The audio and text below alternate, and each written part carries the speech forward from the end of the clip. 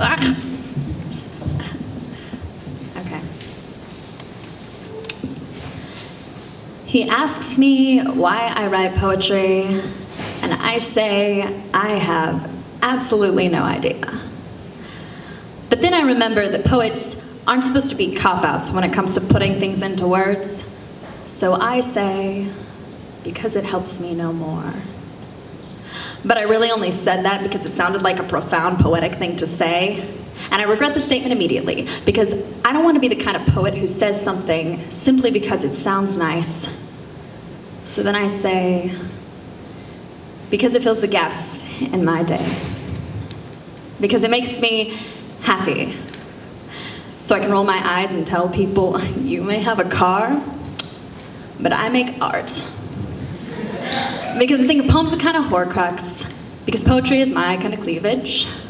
Because this human-sized container is way too small for all of my feelings.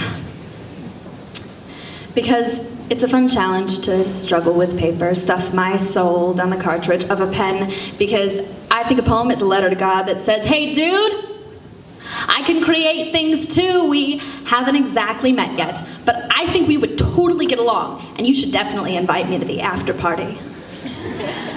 I write poetry because I want to be myself and somebody else. Because language is a bunch of boxes that helps the mess make sense. I write poetry because I want you to know that I'm not just a prop helping you pass through this world. When you talk to me, I hear it. I'm still here when you leave the room, and when you do leave, it hurts. And I can prove that on paper. I write poetry because I'm afraid my memory chambers won't seal tight enough to keep this. I'll write about sunrises and sunsets and vodka and castles I've only seen in pictures and the way it feels to wait for a train that's taking you back home. And I'll keep on writing until I read it all back and it sounds like you. And I write poetry for the same reason my cat keeps pouncing on the light from my laser pointer, even after he slaps it with its paw, and it doesn't disappear. I write poetry because being human is about chasing a light until you can reach out and touch it. It's closing your grip on it and watching it flicker on the outside of your hand. It's pulling back your arm and reaching out for the light again anyways.